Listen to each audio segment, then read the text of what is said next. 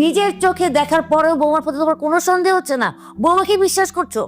হ্যাঁ, বিশ্বাস করছি, কারণ আমি খুব ভালো করে জানি বৌমা এই ধরনের কাজ করতে পারে না।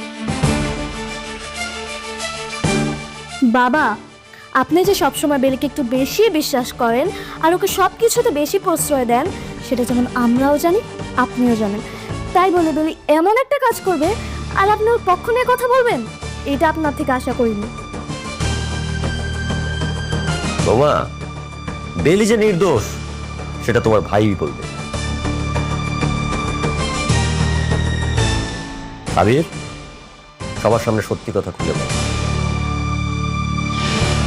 আবির, কথা বলো, নইলে আমি কিন্তু পুলিশে খবর দেবো, আর পুলিশ এসে তোমাকে পিটিয়ে কথা আদায় করবে। ডাকবো পুলিশ? আরে না না না, আপনি পুলিশকে ফোন দিবেন না, আমি সত্যটা বলছি। হ্যাঁ, আমি নিজেই বেলির রুমে গিয়েছিলাম।